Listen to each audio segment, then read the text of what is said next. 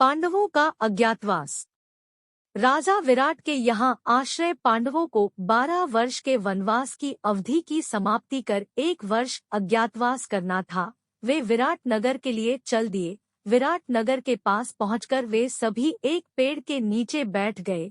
युधिष्ठिर ने बताया कि मैं राजा विराट के यहाँ कंक नाम धारण कर ब्राह्मण के वेश में आश्रय लूंगा। उन्होंने भीम से कहा कि तुम वल्लभ नाम से विराट के यहाँ रसोइये का काम मांग लेना। अर्जुन से उन्होंने कहा कि तुम बृहन्नला नाम धारण कर स्त्री भूषणों से सुसज्जित होकर विराट की राजकुमारी को संगीत और नृत्य की शिक्षा देने की प्रार्थना करना तथा नकुल ग्रंथिक नाम से घोड़ों की रखवाली करने का तथा सहदेव तंत्रिपाल नाम से चरवाहे का काम करना मांग ले।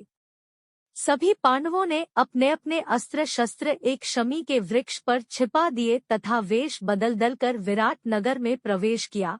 विराट ने उन सभी की प्रार्थना स्वीकार कर ली। विराट की पत्नी द्रौपदी के रूप पर मुग्ध हो गई तथा उसे भी केशसज्जा आदि करने के लिए रख लिया। द्रौपदी ने अपना नाम सैरंध्री बताया और कहा कि मैं जूठे बर्तन नहीं छू सकती और न ही जूठा भोजन कर सकती हूँ। कीचकवध। एक दिन विराट की पत्नी सुदेशना का भाई कीचक सैरंध्री पर मुग्ध हो गया। उसने अपनी बहन से सैरंध्री के बारे में पूछा। सुदेशना ने यह कहकर टाल दिया कि वह महल की एक दासी है। कीचक द्रौपदी के पास जा पहुंचा और बोला, तुम मुझे अपना दास बना सकती हो। द्रौपदी डरकर बोली, मैं एक दासी हूँ, मेरा विवाह हो चुका है, मेरे साथ ऐसा व्यवहार मत कीजिए। कीचक उस समय तो रुक गया पर बार बार अपनी बहन सैरंध्री के प्रति आकुलता प्रकट करने लगा। कोई चारा न देखकर सुदेशना ने कहा कि पर्व के दिन मैं सैरंध्री को तुम्हारे पास भेज दूंगी। पर्व के दिन महारानी ने कुछ चीजें लाने के बहाने सैरंध्री को कीचक के पास भेज दिया। सैरंध्री कीचक की बुरी नीयत देखकर भाग खड़ी हुई। एक दिन एकांत में मौका पाकर उसने भीम से कीचक की बात बताई। भीम ने कहा कि अब जब वह तुमसे कुछ कहे उसे नाट्यशाला में आधी रात को आने का वायदा कर देना तथा मुझे बता देना। सैरंध्री के कीचक से आधी रात को नाट्यशाला में मिलने को कहा। वह आधी रात को नाट्यशाला में पहुंचा, जहां स्त्री के वेश में भीम पहले ही उसकी प्रतीक्षा कर रहे थे। भीम ने कीचक को मार दिया। अगले ही दिन विराट नगर में खबर फैल गई कि सैरंध्री के गंधर्व पति ने कीचक को मार डाला। गोधनहरण कीचकवध का समाचार दुर्योधन ने भी सुना तथा अनुमान लगा लिया कि सैरंध्री नाम की दासी द्रौपदी तथा उसके गंधर्व पति पांडव ही हैं। तब तक पांडवों के अज्ञातवास की अवधि पूरी हो चुकी थी। त्रिगर्तों और कौरवों द्वारा विराट पर आक्रमण।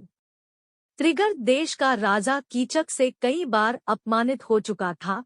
कीचक की मृत्यु का समाचार सुनकर उसके मन में विराट से बदला लेने की बात सूझी। सुशर्मा दुर्योधन का मित्र था। उसने दुर्योधन को सलाह दी कि यदि विराट की गाय ले आई जाए तो युद्ध के समय दूध की आवश्यकता पूरी हो जाएगी। आप लोग तैयार रहें, मैं विराट पर आक्रमण करने जा रहा हूँ।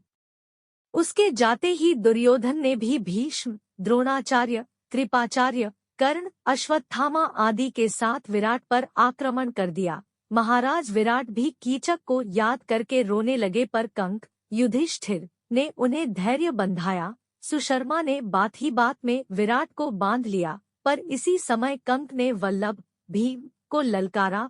वल्लभ ने सुशर्मा को बांधकर कंक के सामने उपस्थित कर दिया और विराट के बंधन खोल दिए। इसी समय कौरवों के आक्रमण की सूचना मिली। दुर्योधन ने भीष्म से पूछा कि अज्ञातवास की अवधि पूरी हो चुकी है या नहीं। भीष्म ने बताया कि एक हिसाब से तो यह अवधि पूरी हो चुकी है, पर दूसरे हिसाब से अभी कुछ दिन शेष है।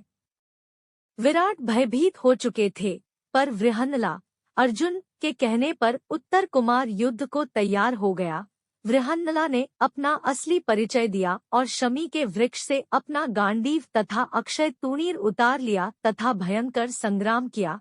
कर्ण के पुत्र को मार डाला, कर्ण को घायल कर दिया। द्रोणाचार्य और भीष्म के धनुष काट दिए तथा सम्मोहन अस्त्र द्वारा कौरव सेना को मूर्छित कर दिया। युद्ध के बाद विराट को पांडवों का परिचय प्राप्त हुआ तथा अर्जुन से अपनी पुत्री उत्तरा के विवाह का प्रस्ताव किया, पर अर्जुन ने कहा कि वे उत्तरा के शिक्षक रह चुके हैं। आथा अपने पुत्र अभिमन्यु से उत्तरा के विवाह का प्रस्ताव किया। धूमधाम से अभिमन्यु और उत्तरा का विवाह हो गया। आगे की कहानी दूसरी वीडियो में देखेंगे।